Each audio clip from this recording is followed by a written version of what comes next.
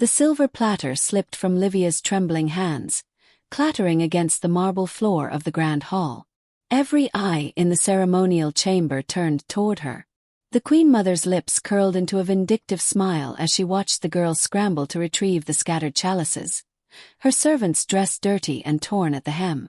But then Alpha Marcus stood from his throne, his voice cutting through the tension like a blade through silk. "Enough," he commanded, his golden eyes fixed not on the Queen-Mother, not on the Council of Elders, but on the trembling girl kneeling among the spilled wine. "She will sit beside me. Before we continue this story, I need you to do something for me. Hit that subscribe button right now because you won't believe what happens next. And here's something special. Tell me the city you're watching from in the comments so I can send you a virtual hug. Trust me, you'll want to be part of this community when you hear how this story unfolds." The silence that followed Alpha Marcus's decree was deafening. Livia's heart hammered against her ribcage so violently she thought everyone in the hall could hear it. She remained frozen on her knees, unable to process what she'd just heard. Sit beside him. Beside the Alpha. That seat was reserved for the Luna, for his chosen mate, for someone of royal blood. Not for a servant. Certainly not for her.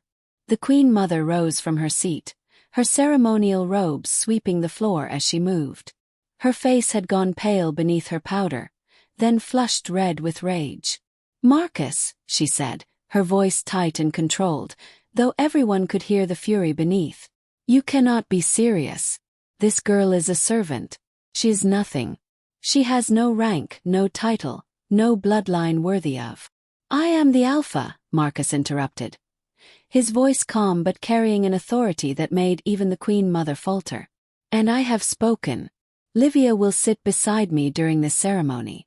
Does anyone wish to challenge my authority?" His gaze swept across the assembled crowd of nobles, warriors, and council members. No one spoke. No one dared.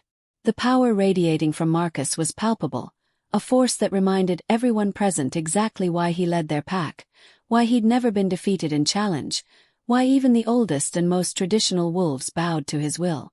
Livia finally found the strength to look up. Her eyes met Marcus's for just a moment, and what she saw there made her breath catch. There was no mockery in his expression, no cruelty. Instead there was something else. Something that looked almost like recognition. Like he saw something in her that no one else could see. "Stand up, Livia," he said, his voice softer now but still carrying across the hall. "Take your place." Her legs shook as she rose. The servant's dress she wore was plain brown linen, stained with wine and marked with patches. Next to the elaborate gowns and ceremonial dress of everyone else in the hall, she looked like a sparrow among peacocks. But Marcus extended his hand toward her, and somehow, that simple gesture gave her the courage to move. Each step toward the dais felt like walking through fire. She could feel the stares, hear the whispered shock and outrage. The Queen-Mother's ladies-in-waiting were scandalized, their faces masks of disbelief and disgust. The council elders frowned with deep disapproval. The young noble females who'd been vying for Marcus's attention looked at her with undisguised hatred. But Marcus never wavered. He waited, hand extended, until she reached him. When she finally stood before him, close enough to see the gold flecks in his amber eyes, close enough to smell the pine and leather scent that clung to him, he smiled. It was a small smile, barely there, but it transformed his stern features into something warmer. "Don't be afraid," he murmured, low enough that only she could hear. Then louder for everyone, "Sit." The chair beside his throne had been empty for 3 years, since the death of his previous Luna. According to pack law, it should remain empty until he chose a new mate through the bonding ceremony. The fact that he was asking her to sit there now, even temporarily, was a statement that would reverberate through the entire pack for months to come. Livia sat, her back rigid, her hands clasped so tightly in her lap that her knuckles went white. The chair felt enormous beneath her, like it might swallow her whole. She'd cleaned this very chair 100 times, had polished the carved armrests until they gleamed. She'd never imagined actually sitting in it. The Queen-Mother remained standing, her body trembling with barely contained rage. "This is an outrage," she hissed. "This girl is Omega-born. She has no wolf. She cannot even shift. She is not one of us, not truly. She is servant class, meant to serve, not to sit among her betters. You dishonor your position, you dishonor the memory of your Luna, you dishonor this entire pack by—" "Careful, mother," Marcus said, and though his voice remained level, there was steel beneath it. "You speak of dishonor while forgetting your place. I'm Alpha. The decisions I make are not yours to question. The girl sits beside me because I have willed it. That is reason enough." The Queenmother's eyes flashed with something dark and dangerous. For a moment, Livia thought she might actually challenge her son, might actually force a confrontation that could tear the pack apart. But then the older woman's expression smoothed into something cold and calculating instead. "Of course, my Alpha," she said, the words dripping with false deference. "I merely sought to remind you of tradition. But if you wish to indulge in novelty, who am I to object?" She sat back down, but her eyes remained fixed on Livia with a look that promised retribution. The ceremony continued, though the atmosphere had changed entirely. What should have been a celebration of the pack's prosperity, a routine gathering of the clans to reaffirm their bonds and settle disputes, had become something else entirely. Every eye kept drifting back to the girl in servant's clothes sitting beside their Alpha. Every whispered conversation carried her name. Livia tried to make herself as small as possible in the enormous chair. She kept her eyes down, her breathing shallow, wishing desperately that she could disappear. This was wrong. Everything about this was wrong. She didn't belong here. She was nobody. Just a servant girl, an Omega who'd never even experienced her first shift, who might never shift at all. She'd been brought to the pack house as a child after her parents died, raised in the servants' quarters, taught to keep her head down and her mouth shut. The Queenmother had taken a particular interest in making her life miserable. Livia had never understood why. There were dozens of servants in the pack house, but the Queenmother seemed to save her special cruelty for Livia.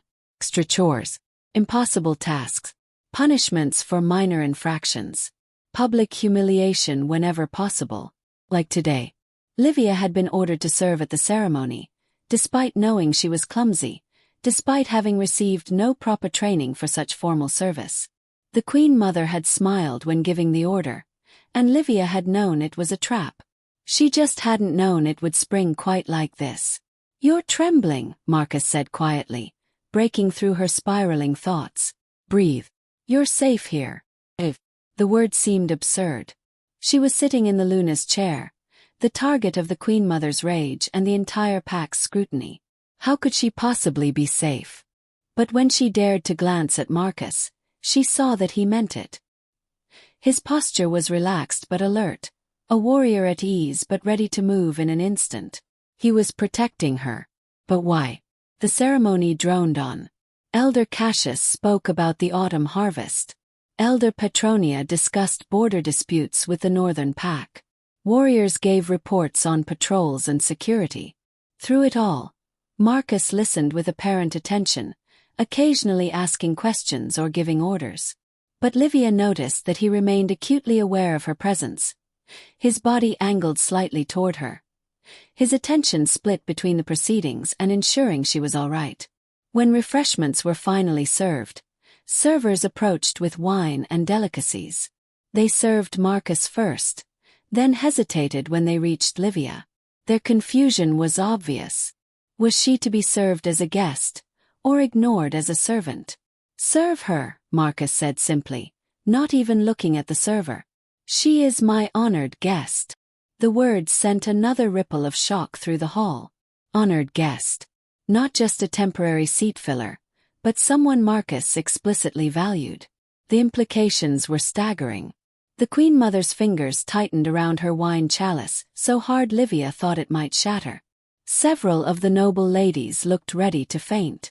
And the unmated males in the assembly were staring at Livia with new speculation, wondering what made this unremarkable servant girl worthy of their Alpha's protection. Livia accepted the wine with shaking hands, careful not to spill a drop. She took the smallest sip possible, the rich vintage foreign and overwhelming on her tongue. In the servants' quarters, they drank water or weak ale. This wine probably cost more than she'd earn in a year of service. "Tell me," Marcus said, still speaking quietly enough that their conversation remained private despite the crowd. "Why does my mother hate you so much?" The directness of the question startled Livia into meeting his eyes. "I don't know, Alpha. I've never understood it. I've tried to serve well, tried to stay out of her way, but she targets you specifically," Marcus finished. "I've noticed. For years I've noticed." This revelation sent Livia's mind reeling. He'd noticed. All this time she'd thought she was invisible, just another servant in the vast machinery of the packhouse. But Marcus had been watching, had been aware. "I've seen how she treats you," Marcus continued, his voice carrying an edge of anger now. "The extra work, the public reprimands, the way she engineers situations designed to humiliate you. Like today." "Today was my fault," Livia said quickly. "I dropped the platter. I'm clumsy. I shouldn't have been serving at such an important—" "She set you up to fail," Marcus interrupted. "You've never served at a formal ceremony before. You weren't trained for it. She chose you specifically because she knew you'd make a mistake, knew she could use it to degrade you in front of the entire pack. What I don't understand is why. What threat could you possibly pose to her?" Livia shook her head helplessly. "I'm nobody. I'm Omega class. I can't even shift properly. I have no family, no connections, no power. I can't imagine why she'd see me as a threat." "Perhaps that's exactly why," Marcus murmured, more to himself than to her. "Perhaps she sees something I'm only beginning to understand." Before Livia could ask what he meant, Elder Cassius called for the ceremonial challenges. This was a tradition at every seasonal gathering, where wolves could challenge for rank, settle disputes through combat, or prove their worth to the pack. Usually it was routine. Young wolves testing themselves against their seniors, warriors maintaining their positions, the occasional ambitious wolf trying to climb the hierarchy. But today the first challenge was anything but routine. Lady Octavia of House Silvius, challenged the current seating arrangement, announced a tall, elegant woman with silver-blonde hair and cold blue eyes. She was daughter to one of the wealthiest noble families, a powerful she-wolf in her own right, and one of the primary candidates to become Marcus's new Luna.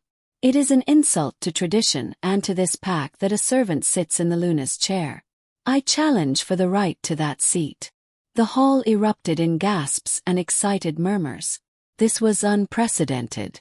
Challenging for rank was one thing, but challenging for a seat beside the Alpha? That wasn't done through combat. That was done through the bonding ceremony, through Marcus's choice alone. But Octavia had been clever in her wording. She hadn't challenged Livia directly, hadn't called for combat between them. That would have been suicide, as an Omega who couldn't properly shift couldn't defend herself in a dominance fight. Instead, Octavia had challenged the arrangement itself, putting Marcus in an impossible position. If he dismissed the challenge outright, he'd appear tyrannical, unwilling to let his pack voice their concerns through proper channels. But if he allowed it to proceed, he'd be legitimizing challenges to his personal decisions, undermining his own authority. Marcus stood slowly, his full height and presence commanding immediate silence. "Lady Octavia," he said, his voice carrying clearly, "you challenge an arrangement I have made. Do you challenge my judgment as your Alpha?" Octavia's eyes flickered with calculation. "Of course not, my Alpha. I would never question your judgment. I merely suggest that perhaps you have not had all the information necessary to make such a judgment. Perhaps if you understood exactly what this girl is, exactly where she comes from, you would reconsider allowing her to sit in such an honored position." "Then speak," Marcus said. "If you have information relevant to my decision, present it to the pack." This was dangerous ground and everyone knew it.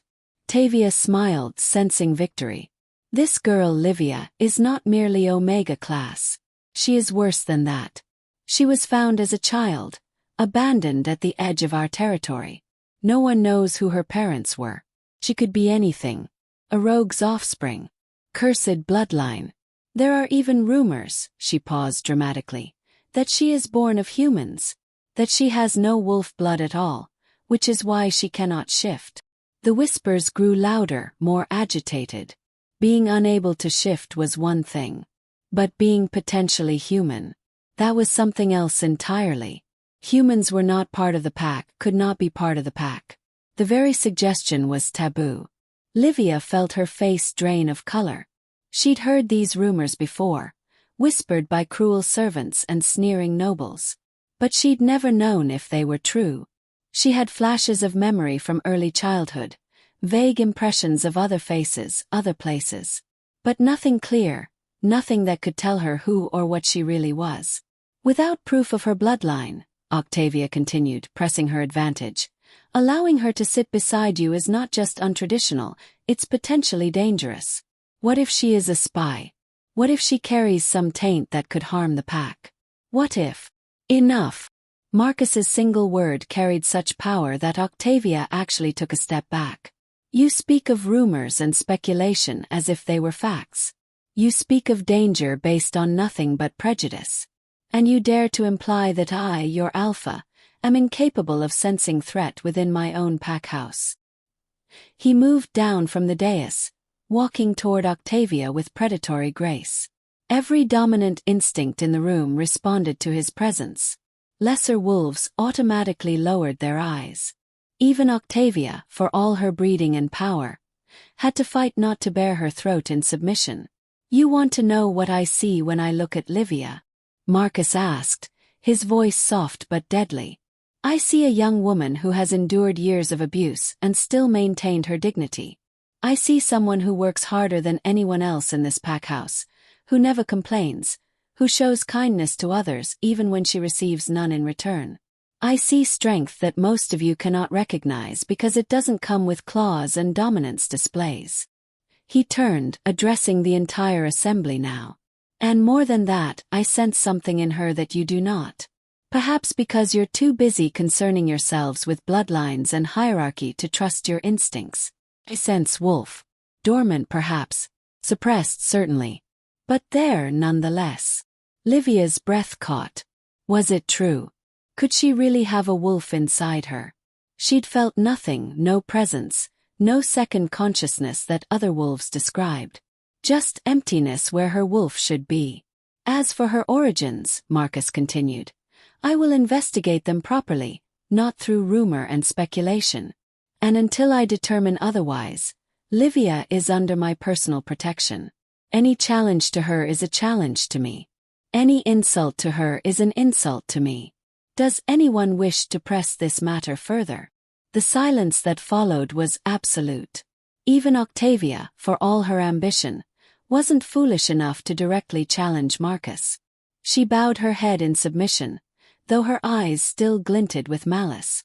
I defer to your wisdom, Alpha, she said through gritted teeth. Good. Then this challenge is dismissed. Return to your seats. But as Marcus returned to the dais, as the ceremony attempted to resume normalcy, Livia saw the Queenmother's expression. The older woman was staring at her with something beyond hatred now. Something that looked almost like fear. And in that moment Livia understood. The Queenmother knew something.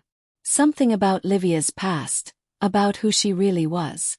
And whatever that knowledge was, it terrified her enough to spend years trying to break Livia's spirit, to keep her powerless and degraded. The question was, what could a mere servant girl possibly be that would frighten the Queenmother so much? The ceremony finally ended as the sun began to set. As the assembled pack members filed out of the hall, many still shooting curious or hostile glances at Livia, Marcus finally turned to her fully. Come with me, he said. We need to talk privately. Livia's heart raced as she followed him through the pack house, away from the main halls and into the private wing where the Alpha's personal chambers were located. She'd cleaned these corridors before but had never been invited into the rooms themselves. That was reserved for the highest-ranking pack members only. Marcus led her into a study, a comfortable room lined with books and maps, with a large window overlooking the forest that bordered their territory. He gestured for her to sit in one of the leather chairs by the fireplace, then poured 2 glasses of amber liquid from a crystal decanter. "You don't have to," Livia began, but Marcus pressed the glass into her hand. "You've had a traumatic afternoon," he said. "This will help." The liquid burned going down but spread warmth through her chest. She wasn't used to alcohol, and the sensation was both unpleasant and oddly comforting. Marcus sat across from her, studying her face in the firelight. "I'm going to ask you some questions," he said. "And I need you to answer them honestly, even if you think the answers might upset me. Can you do that?" Livia nodded, though she had no idea what he wanted to know. "What is your earliest memory?" he asked. The question was unexpected. I remember being cold," she said slowly, reaching back into the fog of early childhood. "I remember walking through the forest. My feet hurt. I was crying.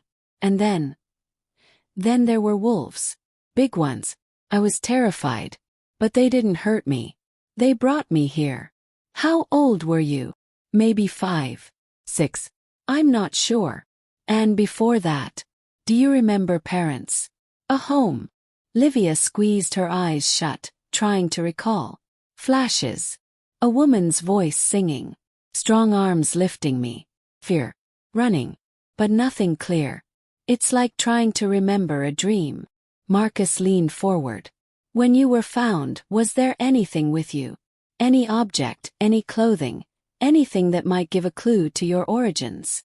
"I don't know," Livia admitted. "I was so young. If there was, no one ever told me." "But my mother was there," Marcus said, almost to himself. "She's the one who brought you into the pack house, who assigned you to the servants. She would know." "Why does this matter?" Livia asked. "Even if my parents were wolves, even if I have some dormant ability, I'm still just—" "You're not just anything," Marcus interrupted firmly. "Livia, I don't make decisions lightly. When I said you'd sit beside me today, it wasn't an impulsive act. It was a statement. And I need you to understand why." He stood, pacing to the window. The setting sun cast his profile in shadow and gold. 3 years ago my Luna died. Elena was chosen for me by the council when we were children, a political match between powerful families. I grew to care for her, but we were never true mates. When she died in childbirth along with our pup, I mourned. But I also felt relief. Guilt about that relief, but relief nonetheless. Because I knew deep down that she wasn't meant for me. Livia sat very still, hardly daring to breathe. Alphas didn't share such personal information with servants. This was more than she'd ever expected to know about her leader.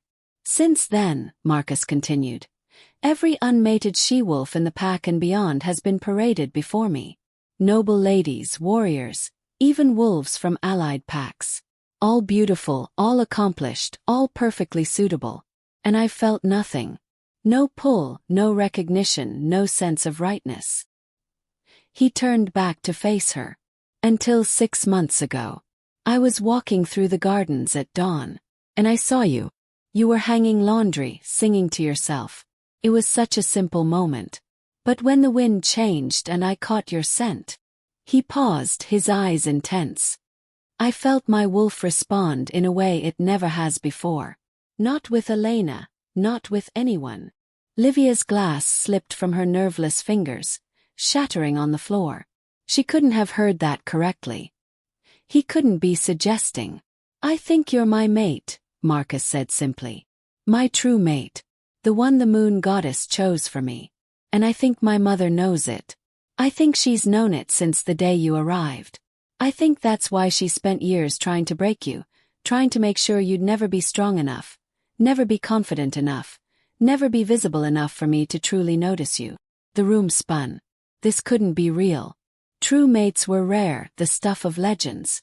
The idea that she, an Omega servant, could be the Alpha's true mate was absurd. It violated every understanding of how the pack hierarchy worked. "That's impossible," she whispered. "I'm nobody. Have no wolf. How could I possibly be?" "You do have a wolf," Marcus said with certainty.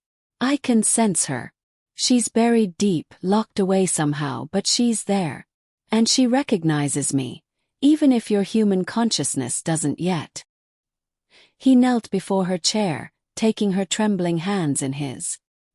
His touch sent sparks through her skin, electricity that made her gasp. "I felt it the moment I scented you in that garden. And I've felt it every day since, watching you from a distance, trying to understand what was happening, trying to figure out why the bond hasn't fully manifested. That's why I brought you to sit beside me today. To declare my intention. To put the entire pack on notice that you are under my protection. But the Queenmother. My mother made a grave mistake when she tried to sabotage you today," Marcus said grimly. "She forced my hand. I'd been trying to be subtle, trying to investigate quietly, trying to understand the full situation before making any declarations. But watching her humiliate you in front of the entire pack, seeing you on your knees in spilled wine while she smiled, I couldn't allow it to continue." Livia's mind raced, trying to process everything. If what Marcus said was true, if they really were mates, it would explain so much. The Queenmother's hatred.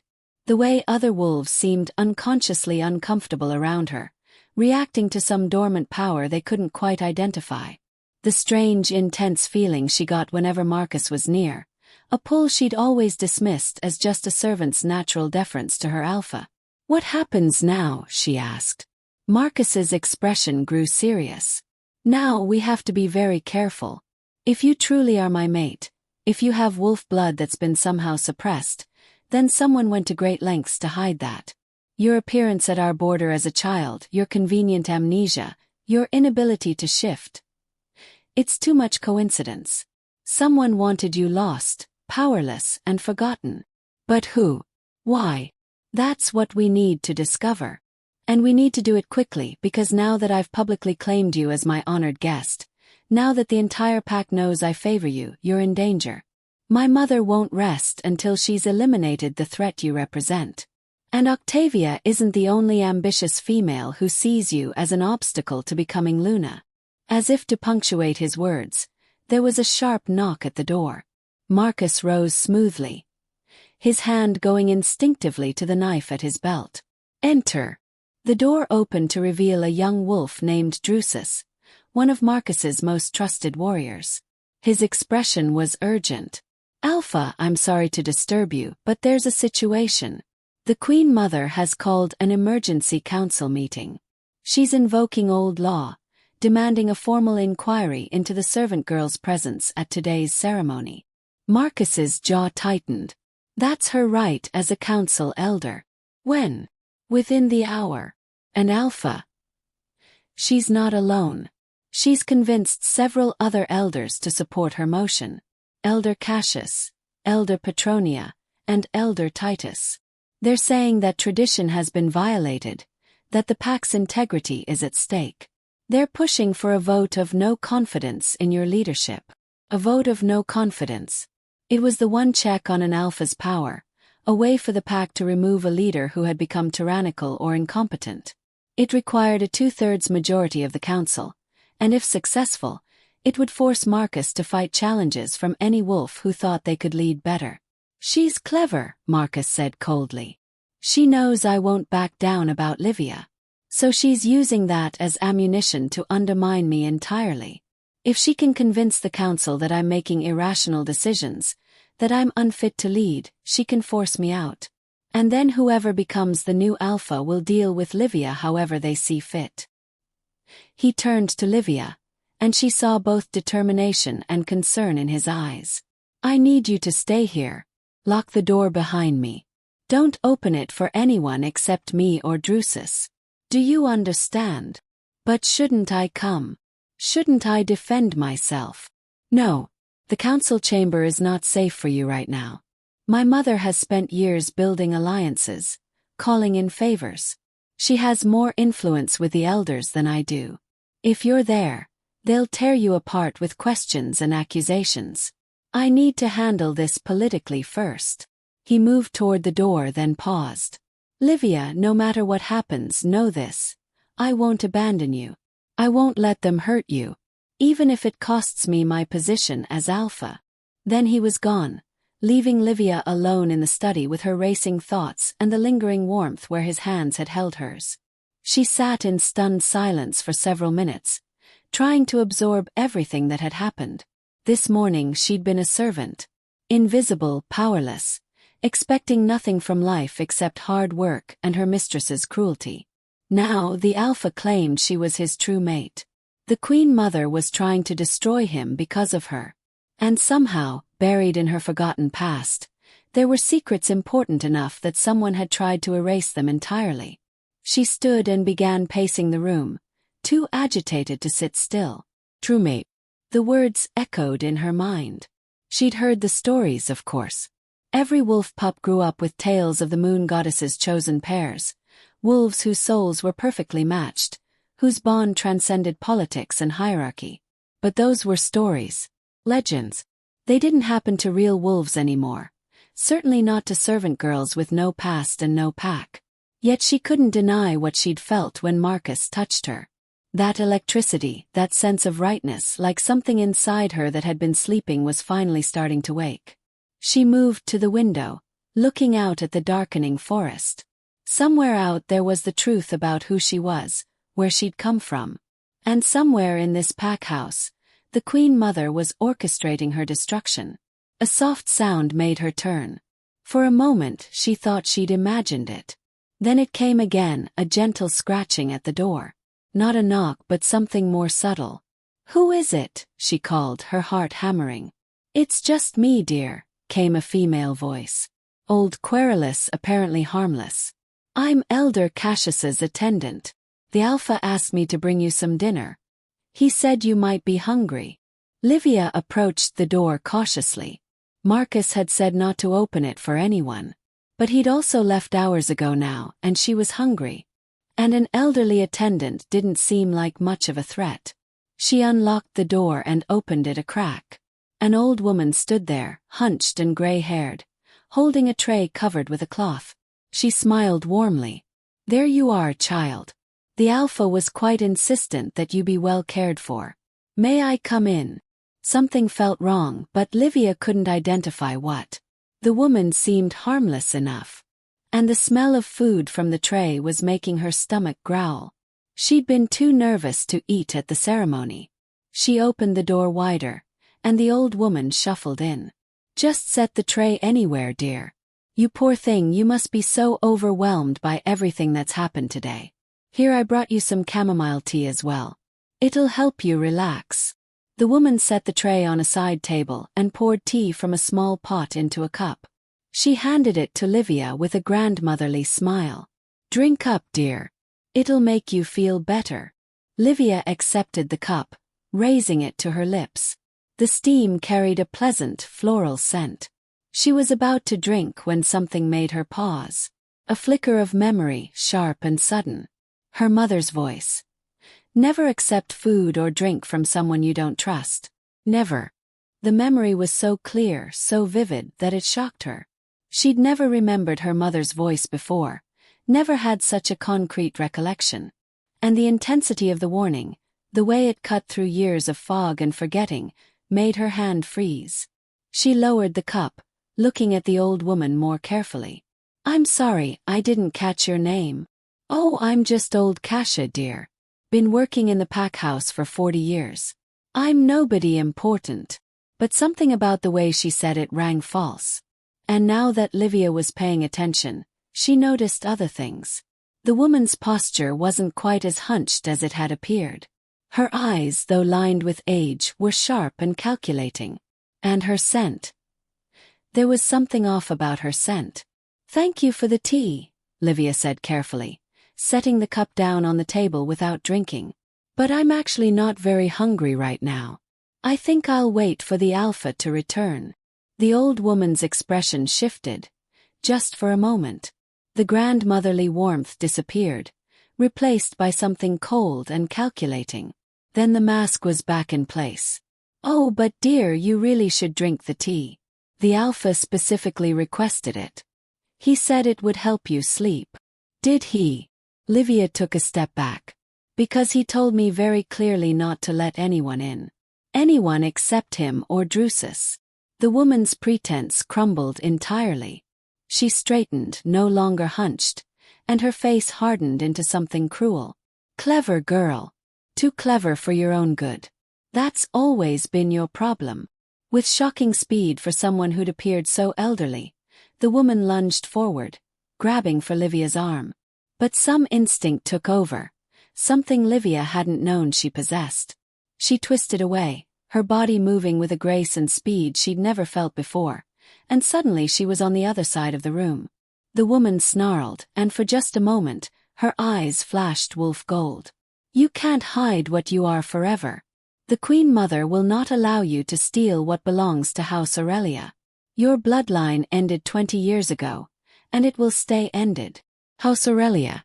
The name sparked something in Livia's memory, something important, but she couldn't quite grasp it. Before she could respond, before she could even think of what to do next, the door burst open. Marcus strode in, his face a mask of fury. Behind him was Drusus and 3 other warriors.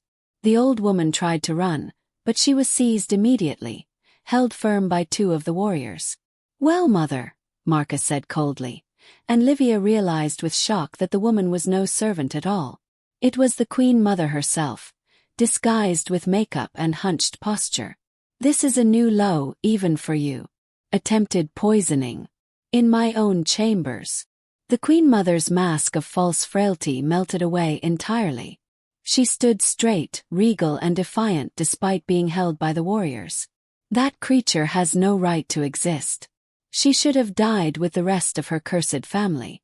I've spent 20 years making sure everyone forgot, making sure the old claims stayed buried. I won't let you resurrect them now because you've confused your mating instinct with some worthless omega. What family? Marcus demanded. What claims? Mother, speak plainly for once in your life. The Queenmother laughed bitterly. You really don't know. Neither of you know. How delicious. Perhaps I should let you figure it out on your own. Let you discover exactly what kind of viper you've taken into your bed. Search her, Marcus ordered. The warriors quickly found a small vial tucked into the Queenmother's robes. Marcus took it, held it up to the light. Even from across the room, Livia could see the dark liquid inside. Wolfsbane. Enough to kill a dozen wolves. What was your plan, mother? Poison Livia, then claim she'd taken her own life in shame. She deserves death, the Queenmother spat. Her entire bloodline was condemned for treason. They conspired against the throne, against your father. They deserved what they got, and this whelp should have died with them. Marcus went very still, his expression unreadable. Treason. Against my father. Mother, what are you talking about? But the Queenmother pressed her lips together, refusing to say more. Marcus turned to Drusus. Take her to the holding cells. Post guards. No one speaks to her without my express permission. And send for Elder Gaius. He's the oldest member of the council. If anyone knows the truth about events from 20 years ago, it'll be him. As the warriors dragged the Queenmother away, still silent and defiant, Marcus moved to Livia's side. Are you hurt? Did you drink any of the tea? No, Livia said, her voice shaking. Something stopped me. A memory, I think. My mother's voice warning me never to accept food from strangers. Marcus's eyes widened. You remembered your mother. Livia, that's significant. The memories are starting to break through. He took her hand, steadying her. I need to know everything, she said. Every word. It might be the key to understanding who you are. Livia recounted the entire encounter, including the Queenmother's mention of House Aurelia. As she spoke, she watched Marcus's expression shift from anger to shock to something that looked almost like awe. House Aurelia, he breathed. Dear goddess. Livia, do you know what that means? She shook her head, but something inside her was stirring, some buried knowledge clawing toward the surface. House Aurelia was the royal bloodline, Marcus explained, his voice urgent now. Not just any noble family. They were the original ruling family of this territory, going back centuries. My father's line, House Corvus, came to power through marriage and alliance. But House Aurelia had the pure blood, the direct descent from the first Alpha Kings. They were legendary for their power, their wisdom, their connection to the moon goddess herself. He gripped her shoulders, searching her face. 20 years ago, when I was just a boy, there was a scandal. House Aurelia was accused of conspiring to overthrow my father, of planning a coup to reclaim the throne. The entire family was executed. Men, women, children. Everyone with Aurelian blood was hunted down and killed. It was meant to end the bloodline forever, to prevent any future challenges to House Corvus's rule. Livia's legs gave out. Marcus caught her, lowering her gently into a chair. But if what your mother said is true, he continued, his voice tight with barely contained excitement, if you carry Aurelian blood, then you're not just my mate. You're the last surviving heir to the most powerful bloodline in our history. You have a legitimate claim to rule that supersedes even mine. No, Livia whispered. That can't be right. I'm nobody. I'm a servant. I can't even shift. You can't shift because someone made sure you couldn't, Marcus said urgently. Don't you see? If you were found as a child, if you were the sole survivor of the massacre, someone would have needed to hide you. To suppress your wolf, to suppress your memories, to make absolutely certain you could never reclaim your heritage. The question is, who saved you? And why? A knock at the door interrupted them. Drusus entered with an ancient wolf, bent with age but with eyes still sharp and knowing. Elder Gaius, the oldest member of the council, surveyed the scene with an expression that suggested he'd been expecting this moment for a long time. Alpha Marcus, he said formally. I understand you have questions about House Aurelia. I need the truth, Elder, Marcus said. All of it. What really happened 20 years ago? Elder Gaius lowered himself slowly into a chair, his aged joints creaking. I wondered when this day would come. I prayed it would, even as I feared it. He looked at Livia with something that might have been pity or might have been hope. Child, what do you know of your parents? Nothing, Livia admitted. Only fragments, feelings. A woman singing, being carried through the forest. Then let me tell you a story, the elder said. 20 years ago, this pack was ruled by Alpha Tiberius Corvus, Marcus's father. He was a strong leader but a paranoid one, always seeing threats where none existed. His Luna, your mother Marcus, fed that paranoia, whispering poison in his ear about rivals and conspirators. He paused, his eyes distant with memory. House Aurelia at that time was led by Alpha Sergius Aurelius and his Luna Sabina. They had 3 children, 2 sons and a daughter. They had no interest in ruling. They were scholars, healers, diplomats. They used their bloodline's gifts to serve the pack, not to dominate it. But their very existence was a threat to those who had taken power through more violent means. The Queenmother, Marcus said quietly. She engineered the whole thing. She planted evidence, Elder Gaius confirmed. False documents suggesting Sergius was gathering supporters for a rebellion. Manipulated conversations to sound like plotting. And when Tiberius's anger was stoked sufficiently, she suggested a solution. Eliminate the threat entirely. Wipe out House Aurelia before they could strike. The elder's voice grew heavy with old grief. The massacre happened at night. Warriors loyal to Tiberius surrounded the Aurelian estate. They killed everyone they found. But Sabina had seen it coming. In the days before, she'd had visions, dreams sent by the moon goddess warning her. She'd made preparations. He looked directly at Livia now. On the night of the attack, Sabina used ancient magic, forbidden magic, to save her youngest daughter. She was only 5 years old. Sabina suppressed the child's wolf, locked away her memories, and cast a spell of concealment over her. Then she gave the child to a trusted friend, a wolf who wasn't aligned with any house, and told them to run. To take the child far away and leave her where she might be found by kinder souls. Tears were streaming down Livia's face now, though she barely noticed. The story resonated with something deep inside her, with fragments of memory that were finally assembling into a coherent whole. The friend took the child to the edge of our territory, Elder Gaius continued. Left her near the border where patrol wolves would find her. The spell made her seem like any lost Omega pup, traumatized and abandoned. The patrol brought her to the pack house, where she was taken in as a servant. And everyone, except perhaps a very few, forgot that she'd ever been anything else.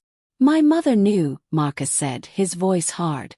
That's why she's tormented Livia all these years. She recognized her or suspected, and has been trying to break her spirit, to make absolutely certain she'd never discover the truth. The spell was meant to last until Livia's 18th year, Elder Gaius said. At that point, it should have dissolved naturally, allowing her wolf to emerge and her memories to return.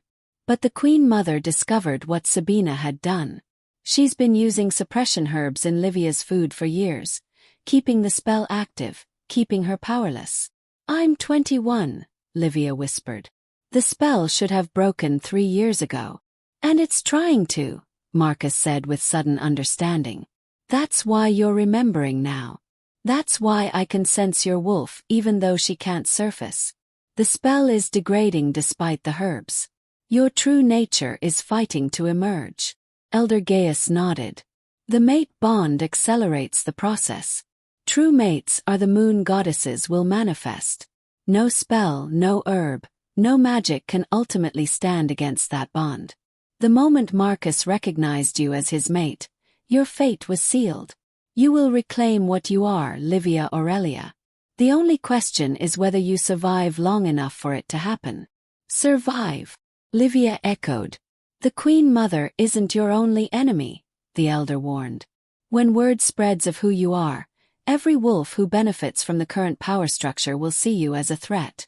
House Corvus's claim to rule is based on the extinction of House Aurelia. If you live, if you manifest your wolf, you invalidate everything the current regime is built on. Then we need to break the spell now, Marcus said decisively. Tonight. Is there a way? Elder Gaius hesitated. The suppression can be countered, yes. But it's dangerous. Livia's wolf has been caged for 16 years. When she's finally released, the transformation will be violent, possibly uncontrollable. And there's no guarantee Livia will survive it. The shock to her system could kill her. And if we don't break it? Marcus asked. If we let it continue to degrade naturally, then she remains vulnerable, unable to defend herself, unable to access her full power, at the mercy of anyone who wishes her harm. And given how many wolves have reason to want her dead, I'd say her life expectancy is measured in days, not weeks. Livia stood on shaking legs. Then do it. Break the spell. I'd rather die trying to be who I'm meant to be than live another day as a helpless servant. Marcus moved to her side immediately. Livia, you don't have to decide right now. We can protect you, we can. No, she interrupted, surprised by the firmness in her own voice. Elder Gaius is right. As long as I'm powerless, I'm a target. And more than that, I'm tired of being afraid. I'm tired of not knowing who I am. Even if it kills me, I need to know the truth. I need to meet my wolf. Marcus searched her face, then nodded slowly. Then we do it together. What do you need, Elder? Moonlight, Gaius said. The full moon rises in 2 hours. We'll need to perform the ritual in the sacred grove, the place where the moon goddess's power is strongest. And we'll need a circle of protection, wolves who can contain her if her wolf emerges too violently. Wolves you trust absolutely, Marcus. I'll gather them, Marcus said. Drusus and my inner circle. They'll protect her with their lives. As they made preparations, as night fell and the moon rose heavy and full in the sky, Livia felt something she hadn't experienced in as long as she could remember. Oh, terrifying, exhilarating hope that she might finally understand who she was meant to be. The sacred grove was deep in the forest, a clearing ringed by ancient oaks where generations of wolves had performed rituals and ceremonies. When they arrived, 6 of Marcus's most trusted warriors were already there, forming a protective circle. In the center was a flat stone, worn smooth by centuries of use. Lie down on the stone, Elder Gaius instructed. On your back, facing the moon. Livia did as she was told, the stone cold beneath her. Above, the full moon hung enormous and silver, so bright it hurt to look at directly. She could feel its pull, like invisible strings tugging at something deep inside her chest. Elder Gaius began to chant in the old language, words that predated modern wolf speech, words that thrummed with power. He drew symbols in the air with a paste made from sacred herbs, marking Livia's forehead, her chest, her palms. The spell that binds you was cast with a mother's love and desperation, he intoned. It was meant to protect, to conceal, to keep you safe until the time was right. But that time has passed. The moon goddess calls her daughter home. And I, as her servant, command the spell to break. He placed both hands on Livia's chest, directly over her heart. This will hurt, he warned. Don't fight it. Let the pain come. Let it burn away everything false until only truth remains. Then he pressed down and Livia screamed. It felt like fire was pouring through her veins, like every cell in her body was being torn apart and reconstructed. The suppression spell, years of accumulated magic and herb work, shattered like glass. And behind it, something vast and ancient and wild surged forward. Her wolf. It was like meeting a part of herself she'd always known was missing.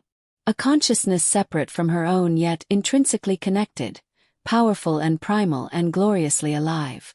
But it had been caged for so long, denied its nature for so many years, that its emergence was explosive. Livia's body began to change. Bones shifted, reformed.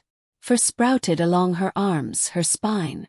Her senses exploded outward, suddenly able to hear heartbeats 100 yards away, to smell individual scents on the night wind, to see in perfect clarity despite the darkness. But the transformation wasn't smooth. Stuttered, stopped, started again. Her body couldn't remember how to do this, and her wolf was too long suppressed to guide her properly. She felt herself tearing apart, caught between human and wolf, unable to complete the shift in either direction. Help her! Elder Gaius shouted. Marcus, the mate bond. Use it to anchor her. Marcus was at her side in an instant, his hands on her face, his eyes locked on hers. Livia, look at me. Focus on my voice. I've got you. You're not alone.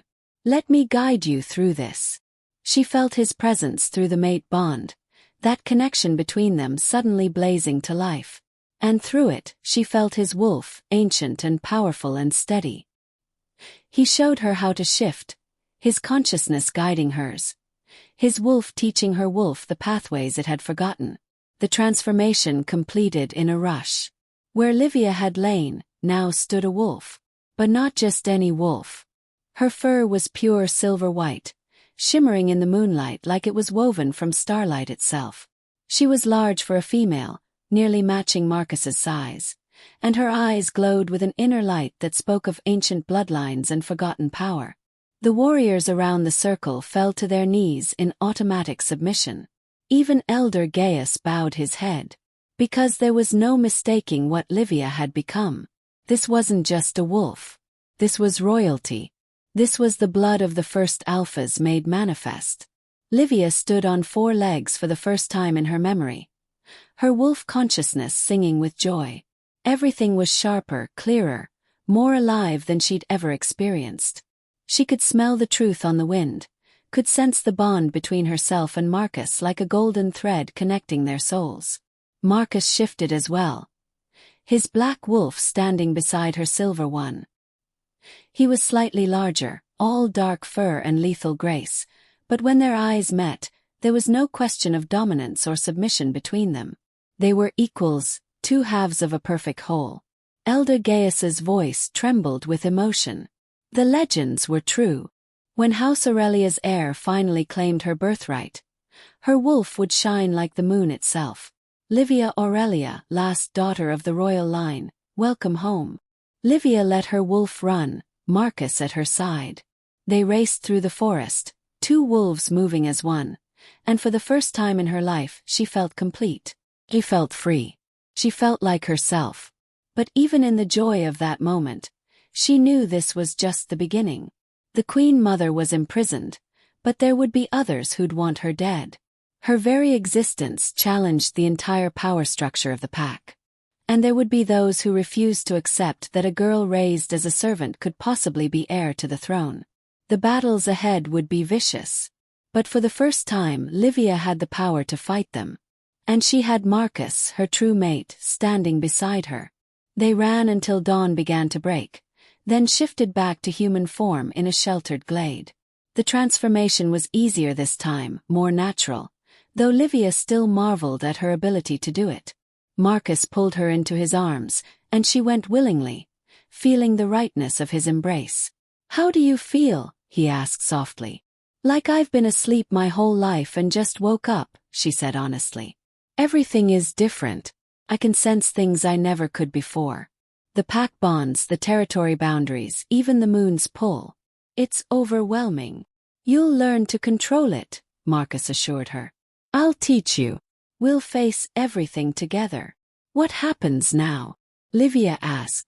"Your mother is imprisoned, but she has allies. The council knows who I am, and not all of them will be happy about it. Now," Marcus said grimly, "we make our case. We prove to the pack that you're who you say you are, that House Aurelia's heir has returned. And then we deal with the consequences." Those consequences came swiftly. When they returned to the pack house at dawn, word had already spread. Wolves lined the corridors, staring at Livia with expressions ranging from awe to hostility to fear. Servants who'd once ordered her around now pressed against walls to let her pass. Nobles who'd sneered at her now bowed their heads. The council had convened an emergency session. When Marcus and Livia entered the chamber, every eye turned to them. The Queenmother stood in the center, bound in silver chains that suppressed her wolf, her face a mask of hatred. Elder Gaius spoke first, his voice carrying the weight of his years and authority. "Members of the council, I present to you Livia Aurelia, daughter of Sergius and Sabina Aurelius, last surviving heir of House Aurelia. I have verified her identity through the manifestation of her wolf, which bears the distinctive characteristics of the royal bloodline. I call upon this council to acknowledge her claim and her rightful place among us." The chamber erupted. Some elders immediately began shouting objections. Others called for proof. A few sat in stunned silence, apparently having suspected the truth but never daring to speak it aloud. Lady Octavia stood, her face pale but her voice steady. "Even if this girl is who you say she is, her family was condemned for treason.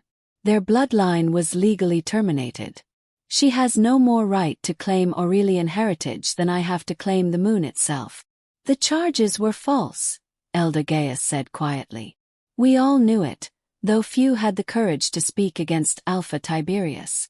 House Aurelia never plotted rebellion. They were executed because they posed a theoretical threat, not an actual one. It was murder, plain and simple, dressed up as justice." "That's a lie." The Queenmother's voice rang out. "My mate acted to protect this pack from traitors. Everything he did was justified. This girl is a pretender, probably trained by enemies of the pack to sow discord. She should be executed like the rest of her treacherous family." Marcus stepped forward, his alpha dominance radiating through the chamber. "Careful, Mother. You're already facing charges of attempted murder. Adding slander and false testimony won't improve your situation." He turned to address the full council. "The question before us is not whether Livia's family deserved their fate 20 years ago. The question is what we do now. A royal heir has emerged, carrying one of the most powerful bloodlines in our history. We can either embrace that gift or make the same mistake my father made and try to destroy it out of fear." "And what is your interest in this, Alpha Marcus?" Elder Titus asked pointedly. "You stand to lose the most if this girl's claim is validated. Why would you support someone who could challenge your authority?" Marcus didn't hesitate. "Because she is my true mate. Because the moon goddess herself has chosen us for each other. And because I'm not so insecure in my leadership that I see every powerful wolf as a threat rather than an asset." The chamber went silent. A true mate claim was sacred, undeniable. Superseded politics, hierarchy, even blood feuds. If Marcus and Livia were truly chosen by the moon goddess, then their bond was meant to unite their bloodlines, not divide them. Elder Petronia, a sharp-eyed woman known for her political acumen, spoke carefully. If what you say is true, Alpha Marcus, then this is not a succession crisis but an opportunity. House Corvus and House Aurelia united through a true mate bond. The power of both bloodlines combined. This could make our pack stronger than it's been in generations. Or it could destroy us, countered another elder. The girl has no training, no experience leading. She was raised as a servant. How can she possibly rule? She doesn't need to rule alone, Marcus said. That's what the mate bond is for. We lead together, combining my experience with her birthright, my practical knowledge with her sacred bloodline. This is exactly how the goddess intended it to work. The debate raged for hours. Accusations flew, old grudges surfaced, political alliances shifted by the minute. Through it all, Livia stood silent beside Marcus, letting her presence speak for itself. She could feel her wolf now, calm and patient, lending her strength she'd never known she possessed. Finally, Elder Gaius called for a vote. All those in favor of acknowledging Livia Aurelia's identity and accepting her return to pack society, signify by standing. One by one the elders rose. Not all of them but enough. More than 2/3, which made it official by pack law. Livia Aurelia was formally recognized. And now, Elder Gaius continued, the question of leadership. Alpha Marcus has claimed Livia as his true mate. If this bond is completed through the formal ceremony, then she becomes Luna, and their children will carry both the Corvus and Aurelian bloodlines. Does anyone wish to challenge this arrangement? The Queenmother struggled against her chains. I challenge it. This farce has gone on long enough. My son has been bewitched by this creature. She must have used magic, some spell inherited from her mother, to make him think she's his mate. It's the only explanation. Then let the moon goddess decide, Marcus said quietly. The bonding ceremony will reveal the truth. If we're truly mates, the bond will complete. If not, it will fail and everyone will know. I'm willing to let my claim be tested publicly. Are you willing to accept the result, Mother? The Queenmother had no choice but to agree. To refuse would be to deny the authority of the moon goddess herself, something no wolf would dare. The bonding ceremony was set for the next full moon, a month away. In the meantime, Livia's life transformed completely. She was moved from the servants' quarters to the royal wing. She was assigned attendants of her own, tutors to teach her pack history and leadership. She began training with the warriors, learning to fight in both human and wolf form, discovering that her wolf was not just beautiful but devastatingly powerful. But not everyone accepted the change. Attacks came in subtle forms. Poisoned food that her heightened senses now detected. Accidents that were too convenient to be random. Whispered rumors that spread through the pack like wildfire, suggesting she'd bewitched the Alpha, that she was just like her traitorous parents, that she'd bring ruin to them all. Through it all, Marcus remained steadfast. He taught her, protected her, stood beside her as she grew into her new role. And the mate bond between them deepened daily, until Livia couldn't imagine existence without him. The night before the bonding ceremony, as Livia stood on her balcony looking out at the full moon, she heard soft footsteps behind her. She turned to find an elderly she-wolf, one of the servants who'd been kind to her during her years of servitude. Lady Livia, the woman said softly. I know it's not my place, but I wanted to tell you something. About your mother. Livia's heart clenched. You knew her. I served in House Aurelia when you were born. I was there the night of the massacre. Your mother saved my life, told me to hide, to pretend I knew nothing. After it was over, I came here to the Corvus pack house, kept my head down, tried to forget. But I never forgot what Sabina told me before she sent me away. The woman's eyes were wet with tears. She said that her daughter would return one day. That the moon goddess had shown her a vision of you grown, powerful, standing beside a great alpha as his equal. She said that her death, and all the deaths that night, would not be in vain because they would give you the chance to live, to grow strong, to become who you were meant to be. She made me promise that if I ever saw you again, I would tell you that she loved you. That every moment of her life, even the last terrible ones, was worth it because she knew you would survive. Livia couldn't stop the tears that came then, grieving for parents she barely remembered, for the family she'd never really known. But mixed with the grief was gratitude, because those parents had given her life twice. Once at her birth, and once through their sacrifice. The bonding ceremony was held in the sacred grove under the full moon, with the entire pack gathered as witnesses. Livia wore a gown of silver and white, Marcus a ceremonial black embedded with the symbols of House Corvus. They stood face to face in the center of the stone circle as Elder Gaius performed the ancient ritual. "Two wolves stand before us," he intoned. "Two bloodlines, two souls that claim to be one. The moon goddess knows the truth of their hearts. Let her will be manifest." He bound their wrists together with a silver cord. "If you are true mates, the bond will complete and cannot be broken by any power in this world. If you are not, the cord will burn, and you will know the claim was false.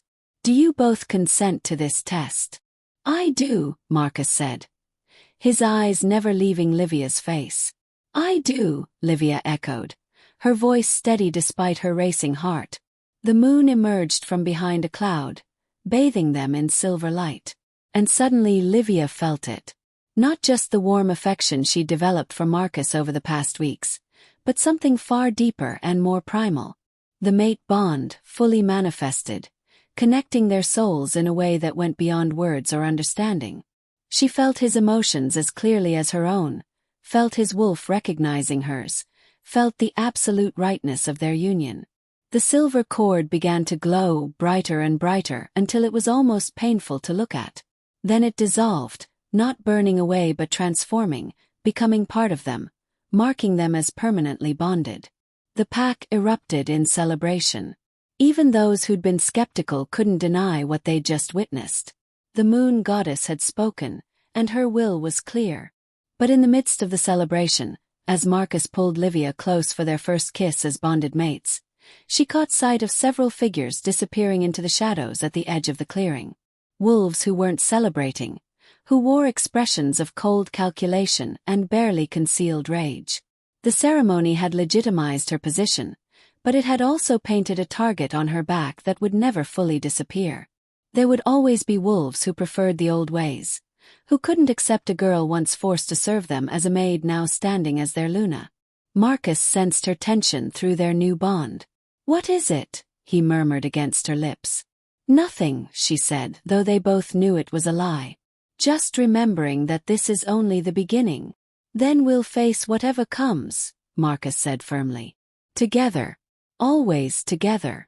And as the pack celebrated around them, as the moon shone down in blessing, Livia finally allowed herself to believe it. She'd been through fire and emerged stronger. She'd reclaimed her name, her wolf, her destiny.